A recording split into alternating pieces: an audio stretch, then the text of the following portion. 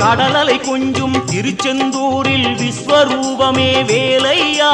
பழமுதி சோலை அறுபடை வீடும் புண்ணிய தரிசனம் முருகையா திருநீர் அணிந்து வரும் போது நெஞ்சில் நிம்மதி பிறக்குது கந்தையா சுகனே சிவனார் மகனே உன்னை பாட பாட சுகமாகுதையா வேல் முருகா அரோகரா அரோகரா வேல் முருகா